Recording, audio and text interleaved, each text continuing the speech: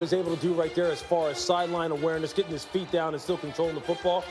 That's something you can't teach. Coaches take no credit for that. That's just something you're born with.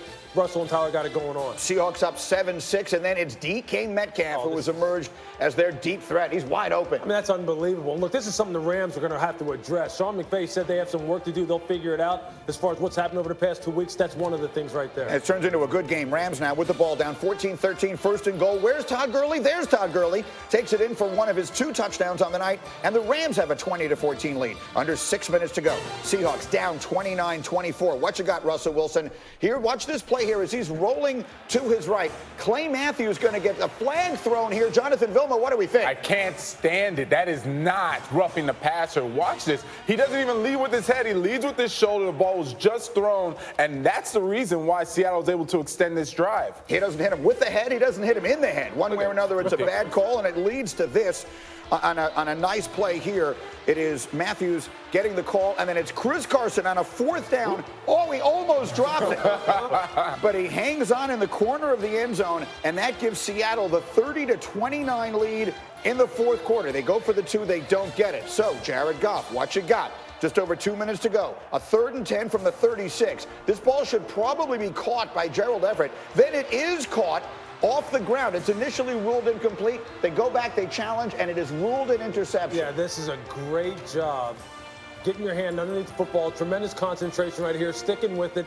And you're right, that's one of those passes that Gerald Everett should have caught. I mean, Jared Goff, without a doubt, gave his team a chance to win last night. He had some pinpoint accuracy in some tough situations for them in the 4th quarter. Now, he wasn't done yet, though, because the Seahawks have a chance to ice it. But this is the play they run on a 3rd and 2. Eventually, it's Tyler Lockett. He's going nowhere. So, Jared Goff, I'll ask it again. What you got? He's got plenty. Goff moving them down the field. This time, Everett will hold on a nice throw, and the Rams are in field goal range. And is there anyone you would rather have the game depend on than the strong leg of Greg the Leg Zuerlein? 15 seconds, 44 yards for the win. No. Oh, it's that close. Sometimes NFL games literally come down to that.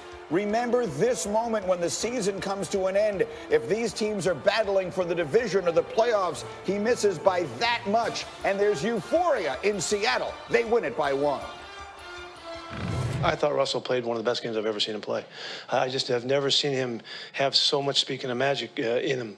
Best game I ever played. I left it all on the field. I left it all out in the field. Coach and I were just talking about that.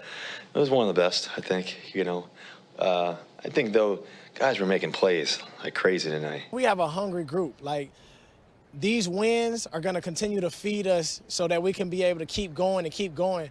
We still haven't seen what we're capable of. We've seen the things that we've accomplished, but there's so much ahead that we could be able to do.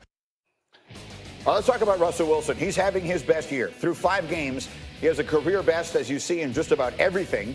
And they're 4-1 for the 3rd time in his career. One of those times was 2013 when they wound up winning the Super Bowl. So let's come out and talk about this. And you know, Bobby, I'll start with you. They should just rename the MVP award the Patrick Mahomes Award and give it to somebody else, because he's sort of running away and hiding.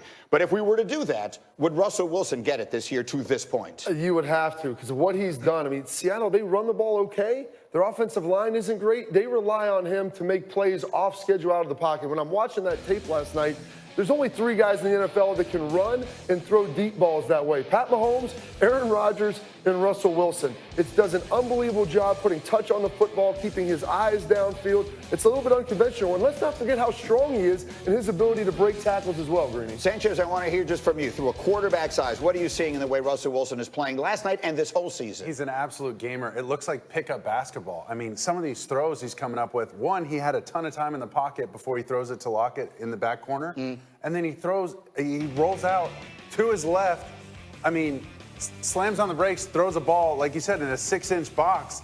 This kind of stuff, the only time he stays in the pocket and stays on schedule is quick game. If it's play action, if it's drop back, he is out of there. This guy, look at how slippery he is. Like a salmon covered in Vaseline, man. I'm serious. This guy's unbelievable. I've never seen anything like it. Salmon's a good reference, and they play in Seattle, too. That's very well done. But, Lewis, let's spin it to the bad news, because we can talk all we want about how great he is throwing on the run. Part of the reason is because he's frequently running for his life. Yeah, that's been the case over the past couple of years, quite honestly. And one of the reasons why Pete Carroll wanted to get back to a more balanced offense because he wanted to have the benefit of play action. So pass rushers would have to slow down and think just for a second, so everything didn't become off schedule like it does now. But quite honestly, improv Russ is the best Russ. When he is off schedule is when, as a defender, you sit there and go, hey, there's nothing I can do. What are they going to do? I mean, we can't cover forever. And if you don't get pressure on him, you're done. I don't care how good your secondary is, you're done because he's just too good as far as throwing on the run. I feel like the play that they call is like an essay prompt. It's just the beginning, like, hey, you can do this if you want. But many times it looks like the play call in the huddle is Russell, drop back, do something. Here's all you on one break, go. Here's all you need to see, like,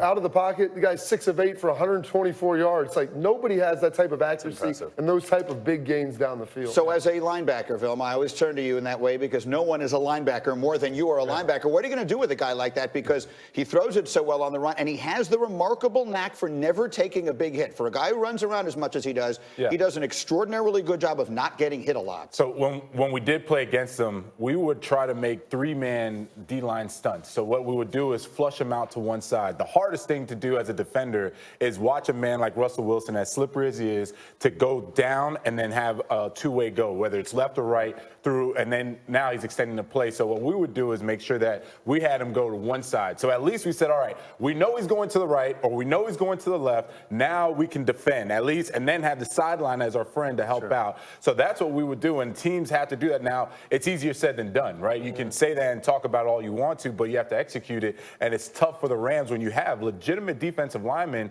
that are legit pass rushers, and they're saying, I don't want to do that. I want to go get sacks until you see what happens on the field. And usually you always want to force them to their non-dominant hand. Russell's right, force him to his left.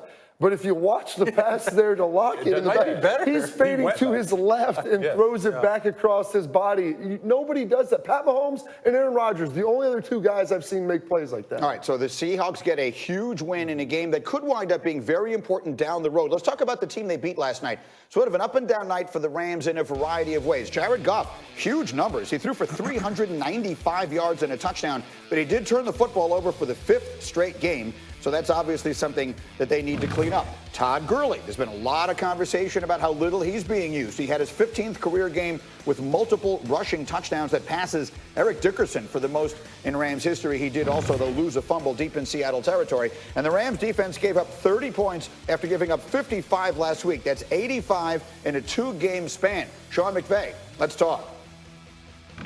We got a lot of football left.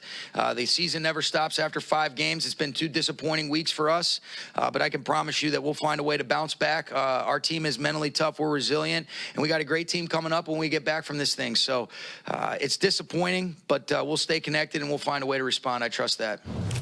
Well, one of the ways they may go about trying to respond is to run the ball. In the last 2 games, Jared Goff, that is not a misprint. It's not a typo. He has thrown 117 passes in their last 2 games, and in that span, Todd Gurley has touched the ball 30 times. I get they were getting blown out early against Tampa last week, but that wasn't the case last night, as we just showed you. I want to talk about the offense in a minute, but we'll start with the defense, Louis. You watch the Rams, and the defense is struggling. They give up 55 to Tampa. What are we worried about here? Well, what we're worried about is the communication in the back end, first and foremost. In the secondary, these guys don't really communicate complex downfield passing combinations very well. They play a very simple scheme now. So when that happens, there really is no excuse for not really being able to game plan and scheme up some of these deep crossing patterns that they wind up getting, and or playing with better eyes when they're going up against teams that run play action pass. But something is off right now with Marcus Peters. Something is off with Aqib Talib, John Johnson, the safeties, Eric Weddle. These guys, you saw them last week against the Tampa Bay Bucks. You saw Eric Weddle getting these guys on the sideline together over and over again and trying to encourage them, implore them to play better. But if you watch that game, they were very soft in their coverage as far as not really challenging people. Last night, the communication on that 2-man route where DK Metcalf catches the long touchdown, that's a 2-man route against cover 3. And you have safeties running up into the line of scrimmage. You have Marcus Peters basically just jogging behind him like, hey, that's not my guy. It's not befitting of the kind of professionalism that these guys typically exude, especially last year at the end of the year.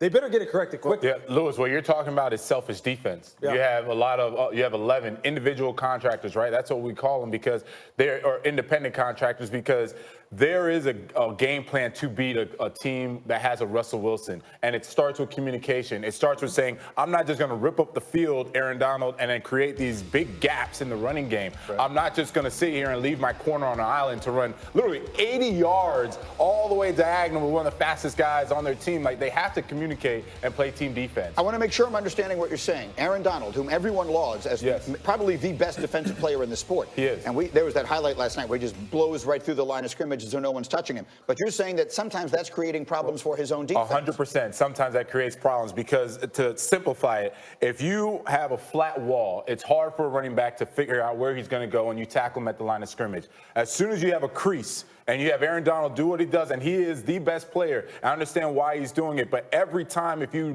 do that, you can game plan that, and you can run right behind that. So I played in Wade Phillips' defense for 3 years, and what he loves to do, he marries the rush with the coverage. They play tight press coverage a lot of times. Now they're playing back because they know they can't get there, and Russell buys time, and then that elongates the coverage in the back end. They can't be as tight. They cannot be as aggressive. And Aqib Talib is not a guy that wants to be playing down the field 4 and 5 seconds into the play. All right, I have so much more on this game I want to get to, but there's a million things I need to bring you.